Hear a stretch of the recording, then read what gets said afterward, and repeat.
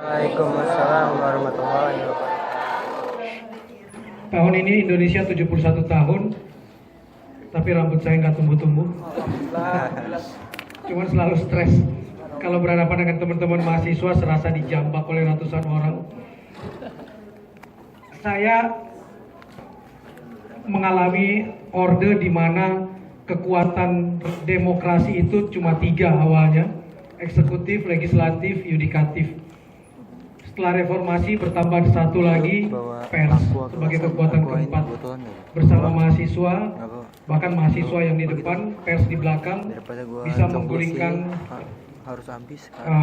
rezim Orde Baru pada tahun 98. Itu mimpi kami para jurnalis saat itu, bukan karena terlalu benci pada rezim, tapi lebih karena sudah bosan melihat tidak adanya perkembangan. 32 tahun dipimpin hanya oleh satu sosok. Saya ketika diusir dari Indonesia tahun 91 karena menulis dan dianggap bertentangan dengan rezim saat itu, saya 2 tahun ditaruh oleh kelompok Kompas, ditaruh di tanah suci di Arab, di Mekah, meliput khusus tentang kegiatan di sana dan tidak boleh pulang selama 2 tahun. Saya cuma punya satu impian waktu itu, bahwa kalau rezim turun, saya akan tahallul selamanya. Saya akan memotong rambut untuk selamanya. Jadi sejak tahun 99 itulah saya menggundulkan kepala saya sebagai rasa bahagia bahwa Indonesia bisa berubah.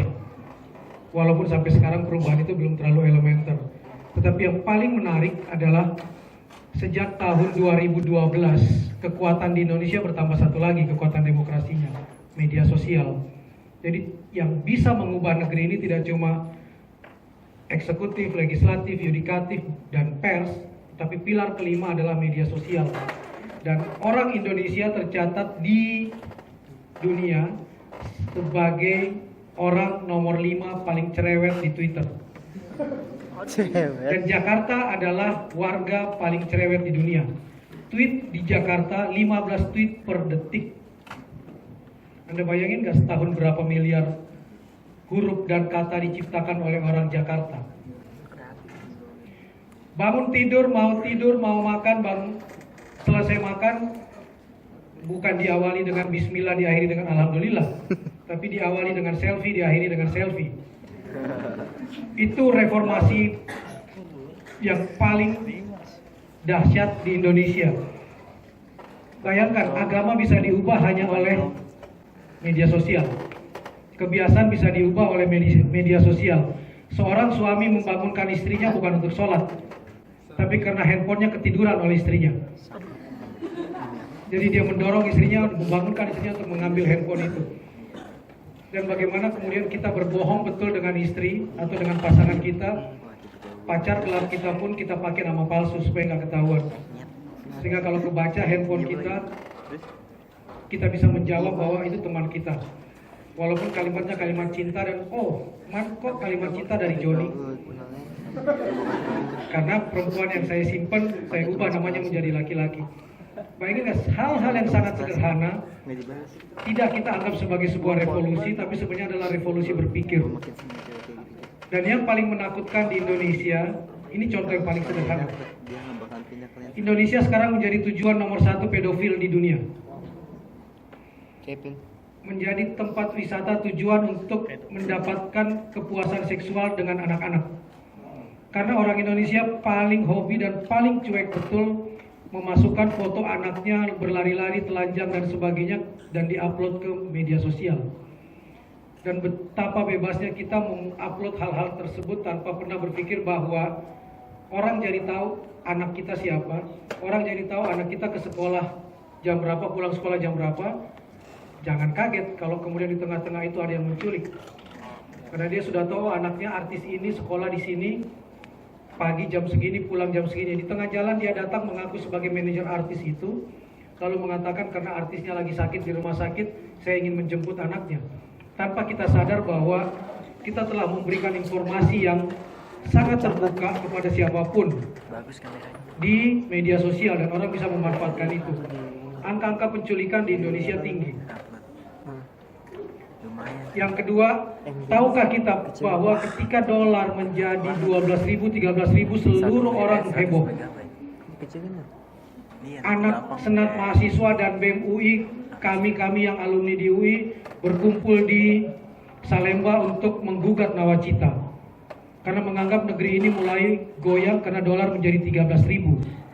Tapi pernah nggak mahasiswa atau siapapun di kampus manapun ribut, marah ketika kita mendapatkan data bahwa setiap hari di Indonesia ada 20 perempuan mengalami kekerasan seksual. Dan setiap hari di Indonesia ada 12 perempuan diperkosa.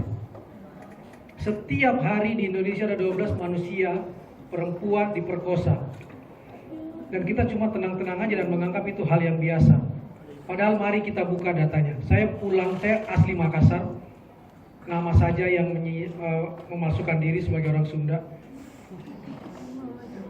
Di kampung saya di Bulukumba, ada seorang ibu menyusui bayinya yang 8 bulan dan kemudian ketiduran. Ketika dia bangun, bayinya sudah hilang. Beberapa jam kemudian ditemukan bayinya terikat di perahu dan sudah diperkosa. Bayi 8 bulan diperkosa, perempuan tua di Aceh umur 70 tahun diperkosa. Jadi saya tidak pernah mengatakan bahwa rok mini adalah penyebab perkosaan, tapi otak mini penyebab perkosaan. Dan hal-hal seperti ini justru tidak muncul di media sosial untuk menggugat bahwa negeri yang katanya Pancasilais, yang dutanya Zaskia Gotik itu, itu sebenarnya sudah lupa yang namanya kemanusiaan, yang namanya sila kedua. Dan kita lebih asik menceritakan tentang kebahagiaan rumah tangga kita, makanan-makanan enak yang kita makan dengan mengupload di media sosial. Tapi kita lupa ada permasalahan sosial yang justru jauh lebih jahat, yang justru harus diselesaikan. Kalau tidak, pola pikir kita akan menganggap apa? Kalau ada perempuan diperkosa, kita akan menganggap biasa kok, di Indonesia sudah 12 kali kok. Kenapa mesti sedih?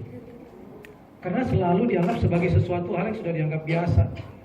Ini yang bahaya dari media sosial. Yang kedua, kalau sebagai jurnalis, yang paling menyedihkan adalah apa? Media sosial membuat kecepatan mengalahkan ketepatan.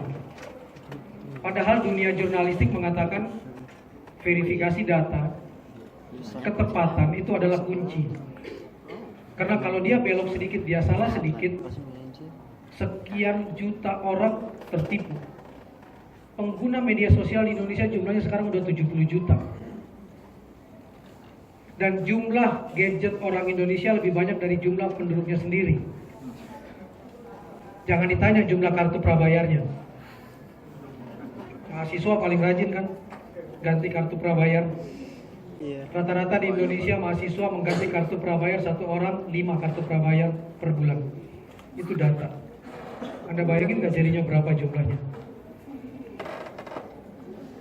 Bayangkan kalau sebuah informasi masuk, sebelum dicek, yang penting cepat, tidak tepat, lalu kemudian dibaca oleh 70 juta orang di sosial media. Seorang Raditya Dika itu followernya berapa? Mendekati angka 8 juta atau udah naik lagi? Terakhir saya melihat dia 8 juta. Mumpung ada manajer saya, mereka tahu kalau follower 8 juta itu artinya apa. Kalau dia jadi buzzer, mempromosikan sebuah produk, satu kali nge-tweet 140 karakter, dia dibayar 8 juta. Ini cuma ingin kasih tahu bahwa sosial media punya nilai positif. Makin banyak follower, Anda dianggap sebagai orang yang bisa mempengaruhi berpikirnya orang-orang. Kalau orang itu baik, dengan 8 juta follower dia menyampaikan pesan baik, 8 juta nilai positif masuk. Tapi Anda bayangkan nggak kalau dia punya follower 8 juta tapi kemudian mengupload sesuatu yang salah, yang negatif. Coba buka open book. Di Twitter kata kuncinya booking atau open book. Ini saya ajar aja. Apa yang akan Anda temukan? 1 juta gambar perempuan jual diri. Apa gunanya Menkominfo mengatakan dia menutup situs-situs porno? Tapi kalau saya buka sekarang pun saya tulis dengan hashtag open book, jutaan gambar perempuan yang jual diri dari angka 400 sampai 800 ribu di Indonesia. Kenapa saya menjadi konsen dengan hal ini? Karena saya sambil berdiri aja. Saya mahasiswa kriminologi, spesialisasi saya prevention crime dan perdamaian. Jadi kuliah saya adalah visum et repertum. Jadi kalau mau nonton CSI itu kan jurusan kriminologi di UI, satu-satunya di Indonesia, cuma 3 di Asia, Jepang dan India. Jadi kami melanjutkan kuliah itu cuma kedua negara tersebut. Dan spesialisasi saya adalah khusus tentang visum. Dan objek pertama yang saya visum adalah perempuan yang dipotong 7 di Jakarta tahun 89. Mukanya dikupas, tangannya dipotong, kakinya dikupas, sehingga saya tidak mendapatkan info tentang siapa orang itu karena sudah dikupas, semua jari-jarinya, sidik jarinya sudah hilang. Tapi kami bisa mengungkap karena satu hal, ada seorang ibu yang seorang suami yang datang membawa pas foto istrinya yang hilang. Dosen saya yang berhasil mengungkap kasus arsenik di tubuh Munir, almarhum Munim Idris, mengatakan simpan foto itu. Saya bilang apa gunanya menyimpan foto itu? Toh muka korban kita sudah dikupas. Dia bilang dalam agama, dalam Islam yang dia anut, yang saya anut, tidak ada kejahatan yang sempurna.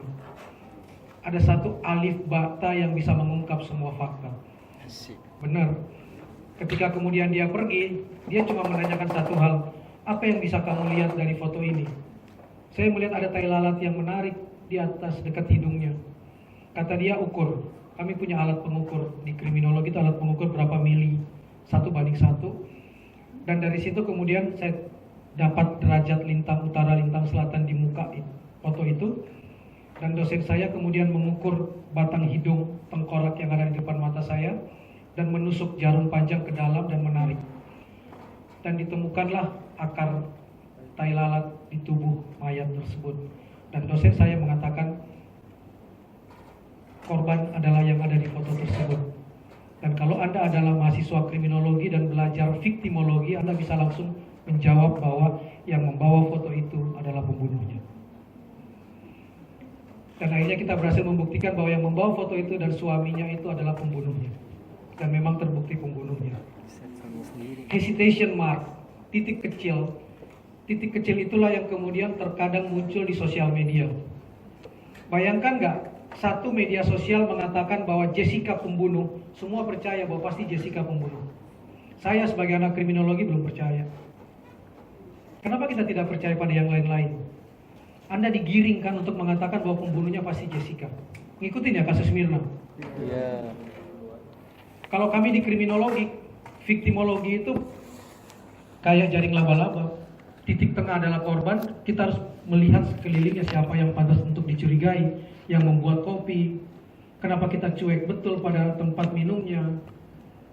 Kenapa langsung otomatis kita menyasar ke satu pelaku? Dan kalau saya ditanya, saya akan selalu mengatakan harus dibedakan antara arsenik dengan apa yang dia minum, sianida. Kalau saya pelaku profesional, saya nggak akan membunuh orang dengan racun dan mati di tempat. Saya akan mengukur bahwa dia baru akan mati seminggu kemudian, supaya saya punya alibi bahwa saya tidak ada di tempat. Berarti pelakunya minimal amatiran. Dia masukkan semua sianida ke dalam minuman tersebut. Kalau dia profesional, dia tidak akan taruh di kopi. Kenapa? Karena sianida kalau ditaruh di benda yang panas dan kopi, dia akan meninggalkan warna dan bau. Tapi kalau dia taruh di jus, warna dan bau hilang. Terbalik dengan arsenik. Kalau arsenik kita masukkan ke kopi, warna dan baunya hilang. Itu yang tidak diantisipasi oleh seorang Munir ketika berhenti di Coffee Bean Singapura. Dia dikasih minum kopi, dia minum saja. Karena tidak ada rasa dan bau. Sementara kemarin kan kalau kita nonton ada rasa dan bau kan, yang katanya tertinggal. Anda bayangin nggak? Itu tidak pernah diungkap di sosial media. Karena apa? Karena sosial media, pola pikir kita udah diubah dengan 140 karakter dan berita-berita pendek yang kalau menuduh orang udah langsung otomatis menuduh. Dan kita dengan mudah percaya 140 karakter informasi atau berita-berita pendek demi kecepatan, bukan demi ketepatan. Anda bayangin nggak sampai hari ini belum bisa dibuktikan bahwa pembunuhnya adalah Jessica, dan kenapa tiba-tiba beritanya diam? Dan sebentar lagi orang akan lupa berita itu. Hanya karena pergantian Kapoldanya. Ada apa di balik itu? Turn back crime atau sunblock crime? Sunblock. Anda bayangin nggak betapa image bisa diubah dengan mudah? Betapa dengan gampang kita melihat kasus Tamrin, hebat banget. Dalam waktu hitungan detik kita bisa tahu bahwa orang Indonesia itu dahsyat. Orang Indonesia itu hebat. Paling tidak takut bom di dunia itu orang Indonesia. Orang tembak-tembakan mereka nonton dan jualan tanggal Tamrin. Dan dunia langsung tahu dan langsung mengatakan orang Indonesia adalah makhluk paling hebat. Makhluk. Itu secara psikologis mengubah pola pikir orang tentang bayangan tentang orang Indonesia dalam sekejap. Setelah peristiwa itu kami berhubungan dengan sesama kriminolog di seluruh dunia dan mengatakan susah jadi kriminolog di Indonesia. Karena untuk bikin ilmu viktimologi dan foto-foto seharusnya saya langsung tahu yang harus saya curigai yang ada di dalam foto-foto tersebut. Tapi apakah saya akan mencurigai tukang jual kopi di sekitar tempat itu dan orang-orang yang menyeberang dengan cueknya? Dan hanya di Indonesia orang langsung upload foto-foto terjadinya peristiwa tersebut. Tidak langsung dilaporkan ke pejabat, ke aparat untuk kemudian mengusut. Dan Anda lihat, hanya di Indonesia orang boleh meliput siaran langsung pengadilan dari dalam pengadilan. Di Amerika peristiwa seperti apapun hanya boleh diliput dari luar, dan korban atau pelaku cuma dibuat sketch saja, walaupun dia orang terkenal. Kasus O.J. Simpson, waktu di sidang pun kan orang cuma dapat sketch ya. Di Indonesia, semua masuk, semua live, muncul di sosial media. Dan begitu kita dengar satu orang saja salah ngomong, kita langsung akan menghujat dan sedunia akan menghujat. Betapa kebaikan seorang perempuan yang mengaku sebagai anak Armande Pari di Medan selesai kan oleh satu gambar. Seolah-olah dia udah jahat banget.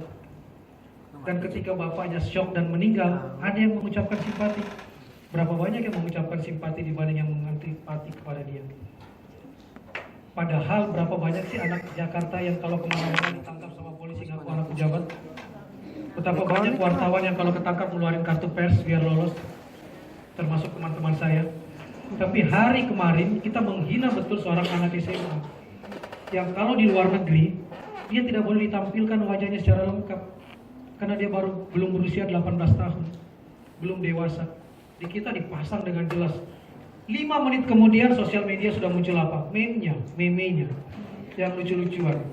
Kutandai kau, oh beda. Itu cuma di Jakarta dan di Indonesia. Anda bayangin nggak betapa sebuah luka, sebuah kesalahan kecil bisa menjadi sebuah dosa besar, bisa menjadi sebuah kejahatan. Jadi pola pikir yang paling dirusak, kalau kita tanya revolusi pola pikir sosial media, kita dengan mudah bisa menghitamkan yang putih, memutihkan yang hitam. Anda tahu nggak bahwa di Indonesia banyak sekali biro jasa sampai hari ini yang menawarkan cukup dengan 40 juta, dalam 5 menit Anda akan menjadi trending topic worldwide. Jadi saya kalau mau menjelekan Ahok, mau menjelekan Jokowi, dan langsung trending topic gampang, bayar biro jasa 40 juta. Dalam 5 menit, 10 menit dia akan menjadi worldwide trending topic. Dan kalau sudah trending topic TTWW itu, orang selalu menganggap itu sebagai sebuah kebenaran. Anda bayangin nggak? Mayoritas sudah langsung dianggap sebagai sebuah kebenaran hanya oleh media sosial. Dan orang bisa betul-betul bisa kemudian dipengaruhi cara berpikirnya, pola berpikirnya. Karena itu saya selalu mengatakan bahwa jurnalistik hari ini tidak lagi boleh, kalau Anda nanti mau mengkritisi media, jurnalistik hari ini tidak boleh lagi percaya cuma dengan 5W, 1H. Who says what to whom, with what channel, with what effect. Siapa bicara apa kepada siapa, melalui media mana, apa dan bagaimana efeknya. 5W, 1H kan singkat banget, semua orang tahu kan. Who, what, when, where, why, how. Siapa berbuat apa, kapan, di mana, bagaimana, dan apa efeknya.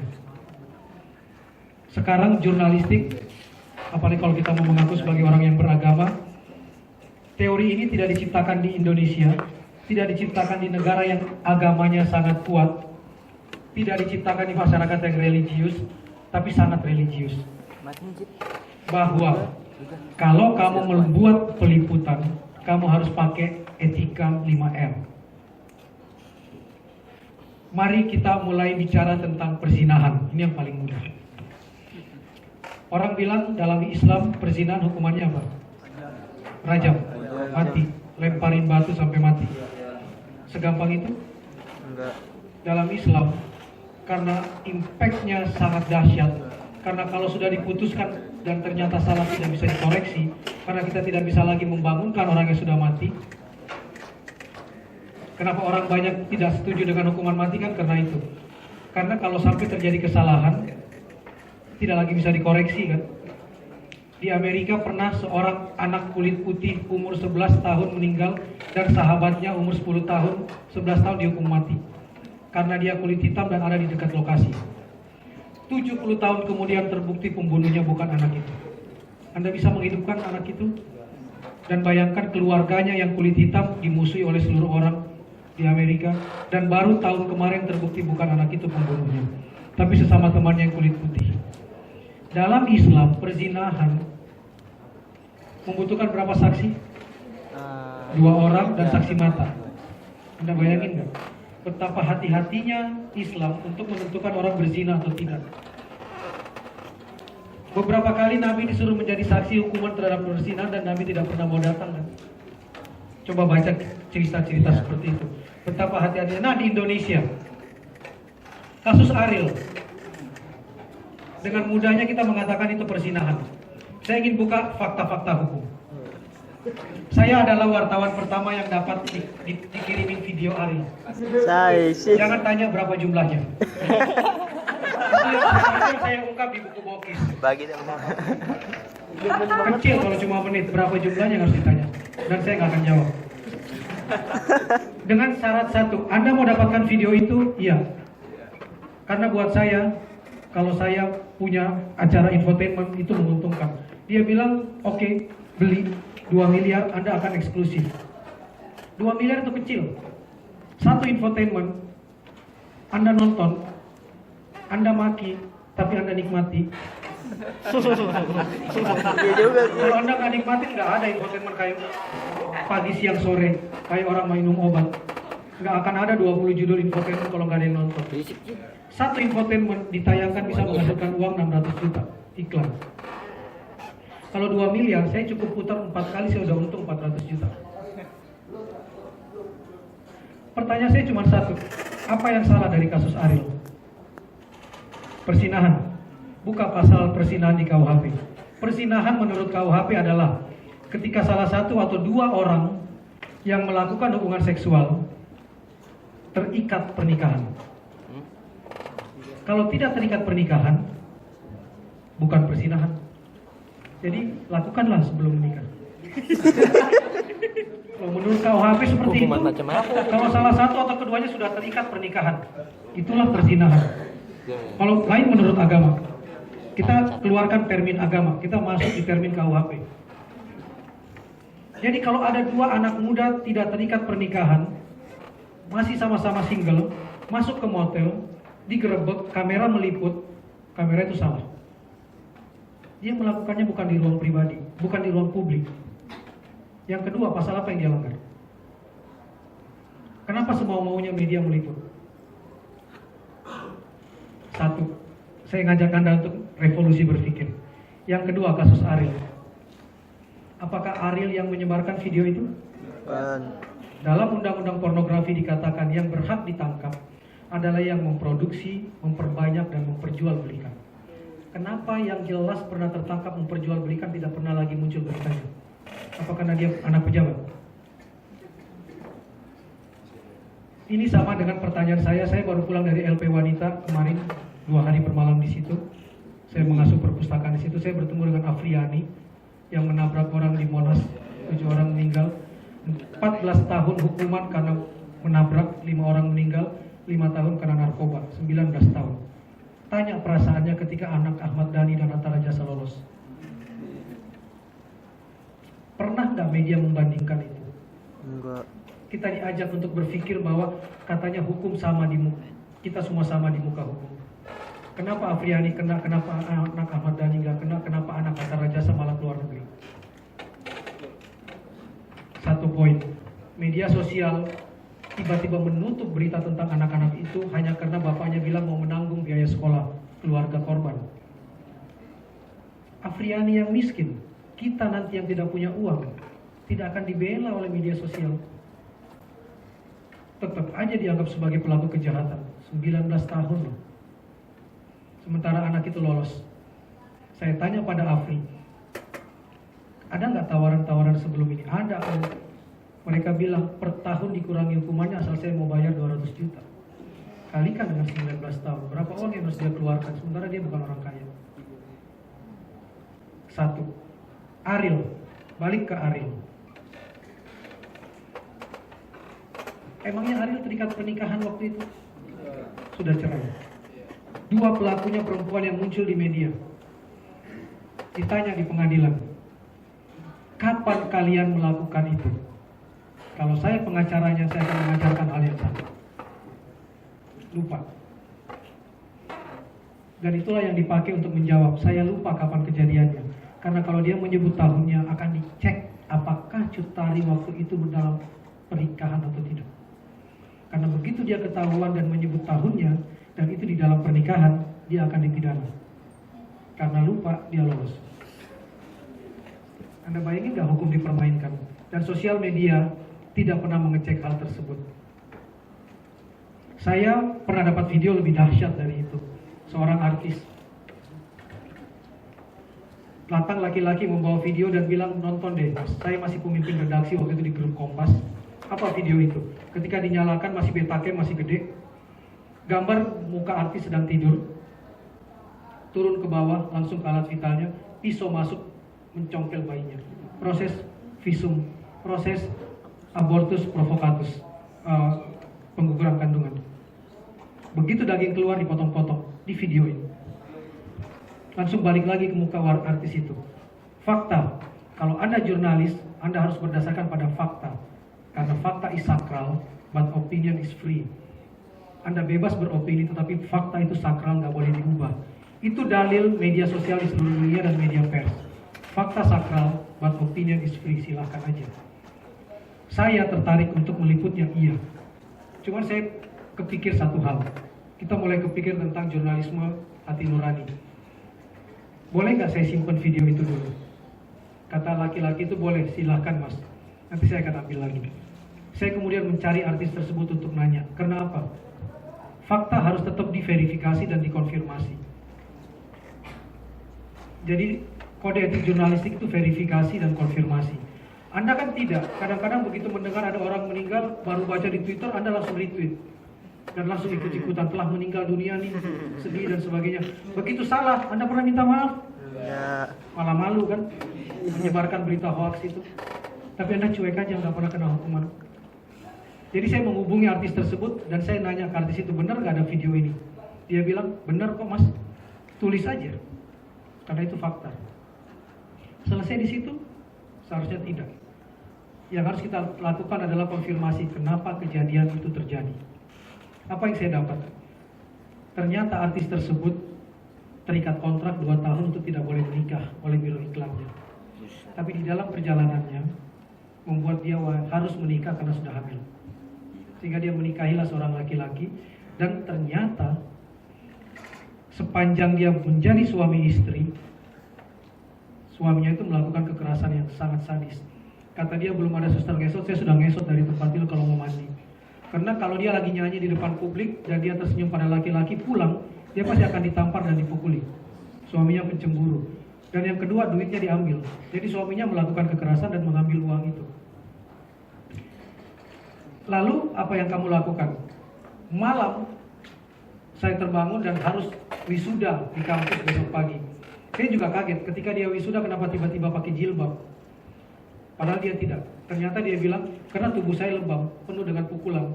Sehingga waktu mau mandi pun sebelum wisuda saya malah nyosor kayak suster ngesot itu, ngesot ke kamar mandi untuk mandi. Dan akhirnya dia mengatakan, sudahlah saya harus bayar 2 miliar, tidak apa-apa. Saya akan buka dan saya akan mengakui bahwa saya sudah bersuami dan saya mengajukan perceraian. Kata suaminya apa?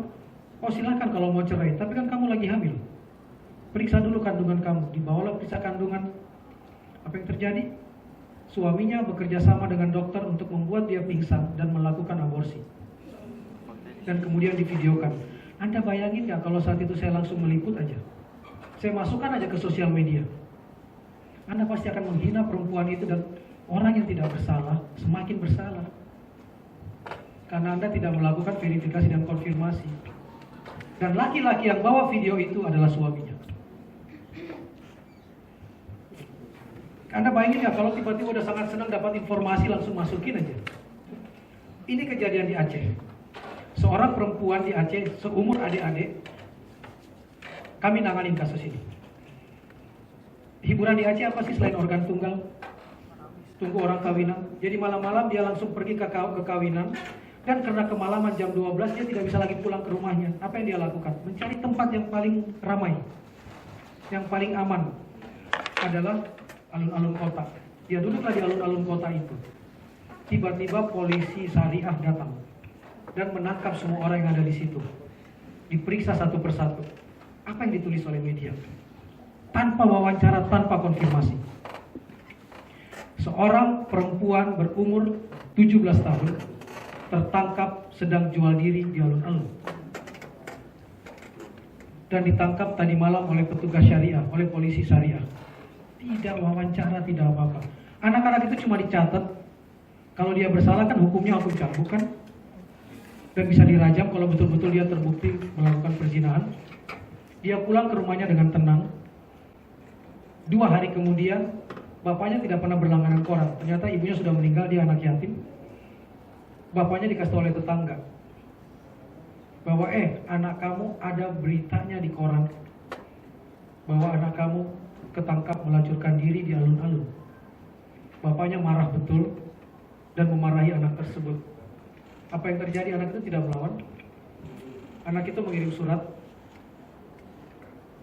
lalu menaruh di tempat tidurnya dan ditemukan gantung diri.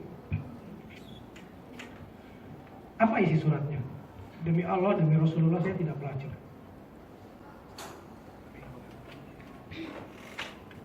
Tidak ada bukti saya melacur. Dan saya tidak akan pernah mau melacur karena saya tahu agama saya melarang itu. Tapi daripada memalukan keluarga, lebih baik saya menyusul ibu saya. Anda bayangin, kekuatan tulisan bisa membuat orang yang tidak bersalah harus berpulang. Saya percaya, sekalipun Islam melarang hukuman mati, melarang orang gantung diri, saya percaya yang akan kena azabnya adalah orang yang membuat orang itu gantung diri. Hal-hal semacam ini terjadi di media sosial kita hari ini karena tidak melakukan 5R itu. Nah, 5R ini, R pertama adalah read, kita harus selalu baca. Kalau kita melihat sebuah fenomena, kita harus baca nih. Dan kalau kita mengaku ini negara 80% katanya mayoritas Islam, kita harus yakin betul bahwa ayat pertama yang diturunkan Tuhan itu jelas kok, ikro, bacalah. Itu yang pertama. Tapi apa buktinya di Indonesia? Menurut UNESCO, tahun 2012 minat baca orang Indonesia cuma 0,0001%. 10.000 orang Indonesia, hanya 1 orang yang membaca. Dan yang membaca itu pun hanya karena wajib, karena dia kuliah. Tidak menjadikan baca sebagai budaya. Masih mengaku mayoritas Islam yang ayat pertamanya ikro. Yang kedua, research. Kita harus mau menulis apapun, kita harus riset betul dengan kuat. Tanya orang di Amerika yang katanya liberalis, 2 tempat yang kalau kita mau beli tiketnya harus antri. Museum dan perpustakaan. Kita bisa antri panjang. Saya beruntung karena saya menciptakan Panasonic Nobel Award idenya, sehingga setiap tahun saya pasti dikirim ke Hollywood untuk belajar, dikirim ke Amerika, dan saya paling rajin ke museum di New York. Saya harus pesan 1 bulan sebelum masuk ke museum itu untuk pesan tiketnya, untuk bisa nonton, untuk bisa masuk ke National Library mereka, untuk bisa masuk ke museum dinosaurusnya mereka misalnya. Sementara di kita, lihat aja Museum Nasional lebih angker dari kuburan. kosong dan kita takut kalau di sana untuk baca sendiri karena nggak ada orang lain misalnya. Read, research. Yang ketiga reliable. Reliable itu reliably. Kita bisa dipercaya nggak menulisnya? Data kamu bisa dipercaya nggak? Kamu yakin betul nggak bahwa kamu betul-betul bisa dipercaya dan datamu paling benar? Jangan sampai media sosial itu seperti saya tadi nyinggung soal buzzer, membela yang bayar bukan membela yang benar. Padahal undang-undang tentang KPI jelas mengatakan televisi tidak boleh digunakan untuk kepentingan pemilik atau kelompoknya. Tapi hari ini anak kecil sekalipun hafal lagunya Mars Perindo. Udah bayangin nggak? Dan KPI diam-diam aja. Yang keempat reflecting. R keempat reflecting. Kalau melihat sebuah kejadian jangan cuma lihat dari satu sisi dong. Karena kalau Anda melihat saya dari depan, Anda akan melihat berbeda dengan kalau lihat dari belakang, dari samping, dari kiri kanan, padahal objeknya sama. Itu yang kita sebut dengan the looking glass self. Kalau kita melihat sesuatu, coba lihat dari semua sisi. Nanti kalau Anda bikin skripsi, mungkin ada yang disebut metodologi yang bersifat holistik. Tidak boleh cuma lihat dari satu sisi. Nah, berita pun harus seperti itu. Kita coba melihat dari semua sisi. Yakin gak sih sebelum tangan kamu mengetik itu, kamu yakin bahwa yang kamu tulis itu sudah benar dari semua sisi? Emosi kita jauh lebih bermain kalau kita main di sosial media. Apalagi kalau kita udah dipancing dengan sebuah kemarahan. Pancing aja, dikit 140 karakter, pancing tidak sesuai dengan ideologi kita, tidak sesuai dengan partai kita pasti akan langsung emosi tanpa berpikir dua kali. Dan yang kelima, yang kelima adalah right, apapun membela kebenaran. Ini yang kadang-kadang susah. Kalau kita udah PKS, kalau saya udah PDIP, kalau saya sudah Golkar, saya pasti yang utama pertama adalah membela partai saya, membela ideologi saya, terlepas dari kita benar atau tidak. Jadi 5R ini yang harus kita jaga dalam soal revolusi tersebut. Saya cuma ingin mengaitkan sebelum kita tanya jawab dengan kenapa sih habis gelap terbitlah terang. Ini kalimatnya siapa? Raden Ajeng Kartini. Oke. Sudah riset bahwa itu kalimatnya Raden Ajeng Kartini? Belum. Apakah dos twisterlit tot nih bahasa Belanda itu yang kemudian oleh Armin Pane diubah menjadi dari gelap telit, telih, telait itu adalah habis gelap terbitlah terang kalimat asli Raden Ajeng Kartini? Kita kupas nama Kartini. Kartini umur berapa meninggal? 21 tahun berapa bulan kan? 4 hari setelah melahirkan. Karena perdarahan yang tidak berhenti. Tapi kenapa kita bisa tetap mengenang Kartini? Coba lihat nama Kartini, hapuskan huruf K, hapuskan huruf M, hapuskan huruf I yang terakhir. Yang tersisa apa? Art. Itulah manusia kan. Bahwa umur boleh pendek, tapi kalau dia tetap meninggalkan arti buat bumi ini, nama dia tidak pernah akan hapus. Mungkin Kartini cuma menulis selembar surat, mungkin dia cuma meninggalkan surat, tapi terobosan pemikirannya di masa itu membuat kita bisa tahu apa yang terjadi di era itu. Dan dari mana Kartini mendapatkan kata habis gelap terbitlah terang? Kalimat-kalimat inilah yang dipakai oleh para pengkhotbah di seluruh dunia. Saudara saya yang beragama non-Islam, yang beragama Katolik selalu mengatakan bahwa tugas kemanusiaan apa? Jadilah garam dunia, jadilah terang dunia. Jadilah enlightening people. Orang-orang yang menerangi, orang-orang yang mencerahkan. Orang Islam mengatakan tugas kemanusiaan kita adalah tidak terkecuali adalah sebagai rahmatan lil alamin. Dan apa itu arti rahmatan lil alamin dalam Islam? Membawa manusia dari kegelapan menuju cahaya. Minaz zulumati ilan nur. Ayat itulah yang dipakai oleh Kartini dalam suratnya. Dan Kartini mengakui itu bahwa saya mendapatkan kalimat ini dari ayat minaz zulumati ilan nur.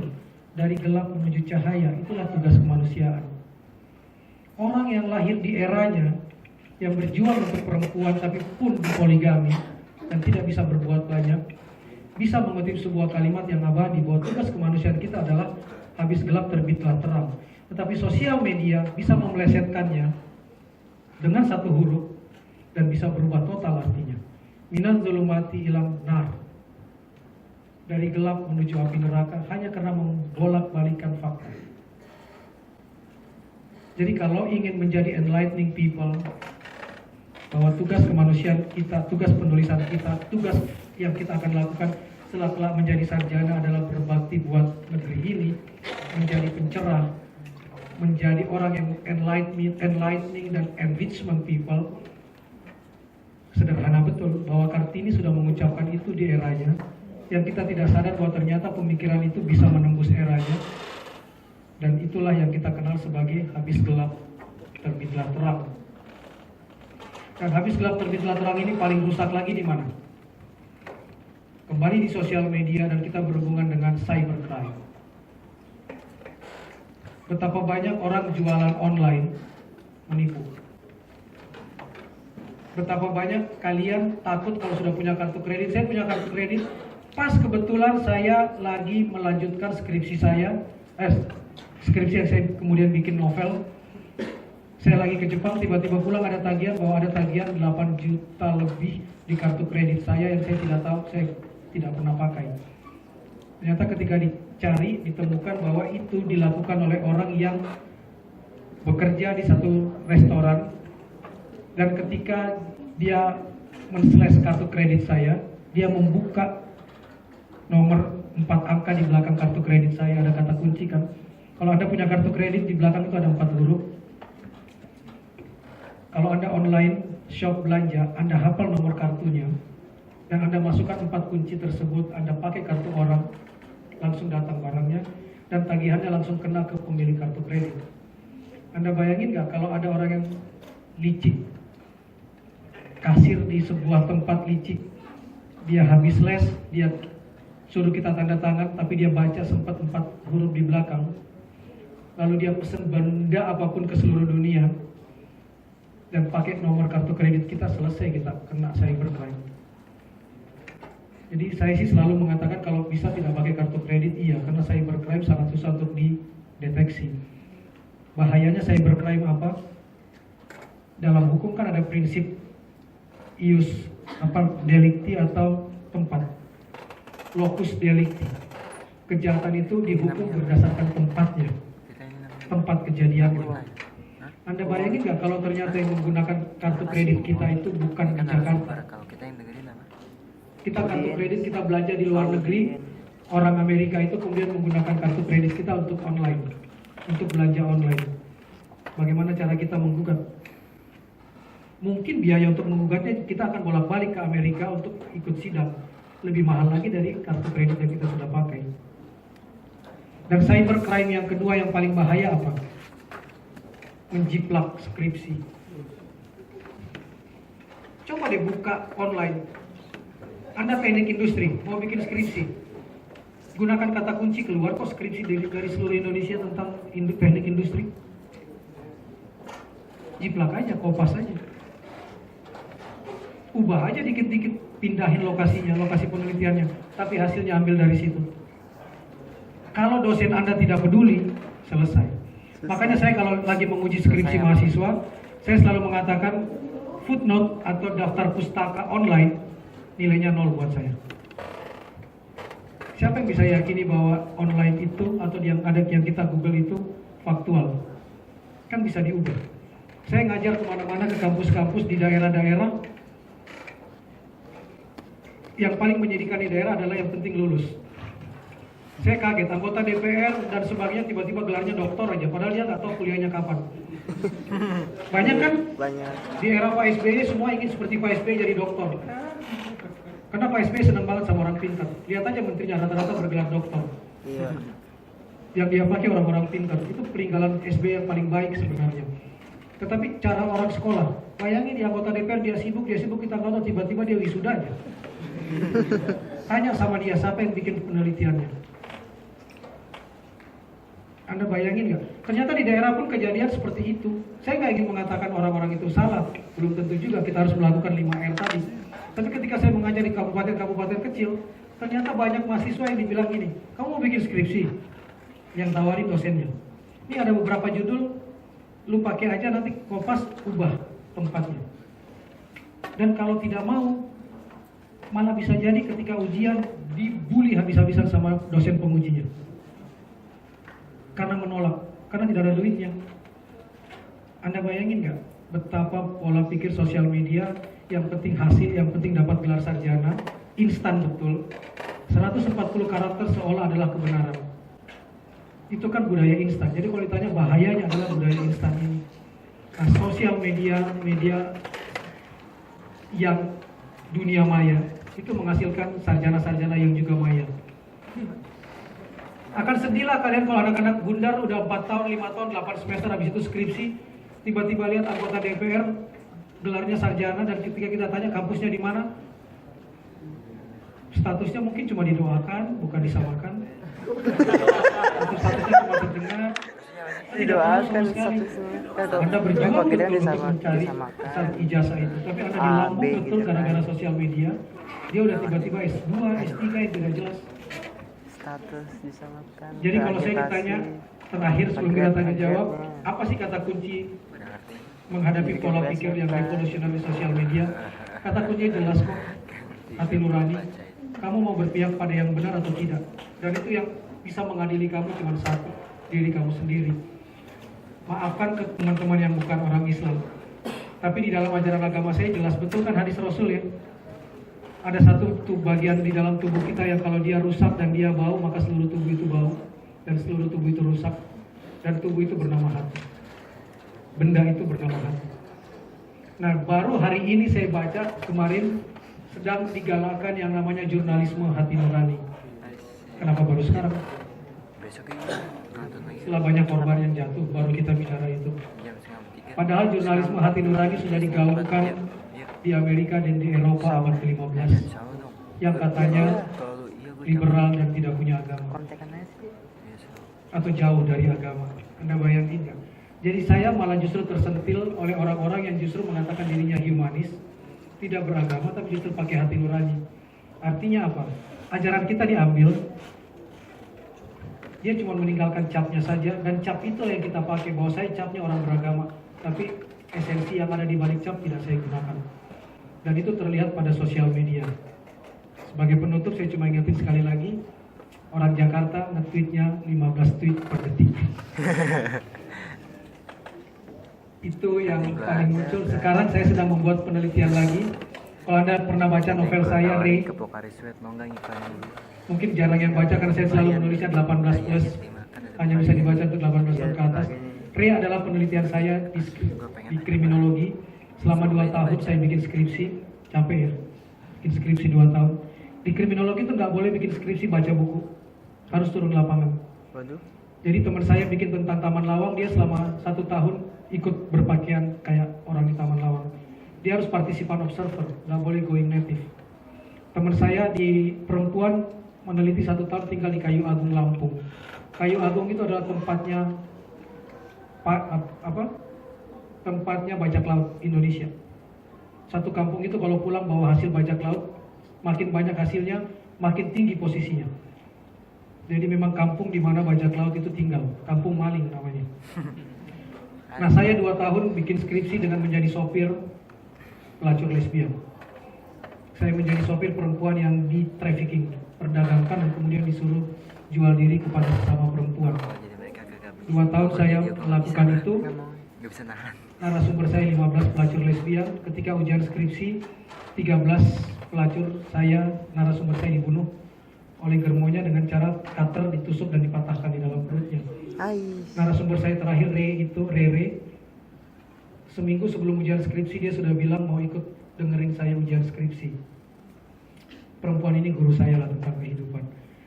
Tapi seminggu sebelumnya saya mendapatkan fotonya terpampang di halaman depan koran kota Jakarta. Seorang pelacur ditemukan tersalib di tiang listrik Jalan Gelora, Jakarta dengan 21 sobekan pisau di tubuhnya.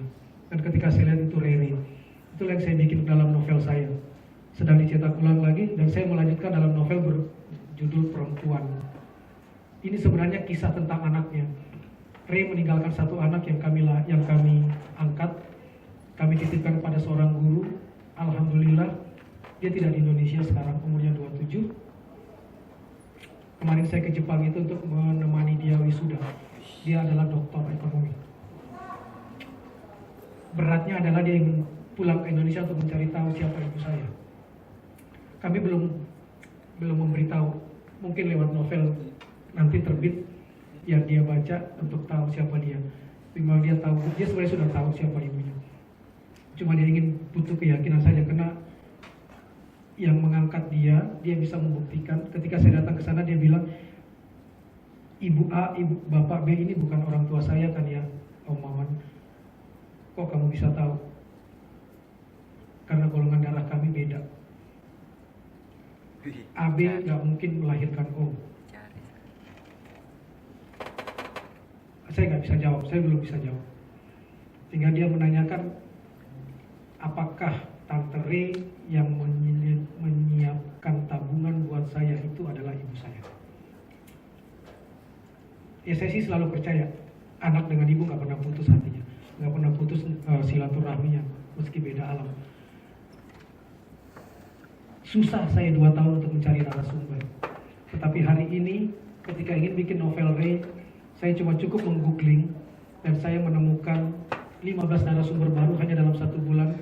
Umur 15 tahun, umur 16 tahun, masih SMP, masih SMA, yang dengan sosial media jual diri kepada sesama dengan harga cuma 600.000 dan berkeliaran di mal-mal, dan cukup dengan seperti itu. Dan saya mewawancara lagi 5 laki-laki mahasiswa yang jualannya, yang pekerjaan tambahannya adalah gigolo, umur 19 tahun, dan yang membeli dia mahasiswi umur 17 tahun. Ketika saya wawancara, pertanyaan cuma satu, kok kalian bisa berkenalan? Karena kami sama-sama saling follow di Twitter, di sosial media.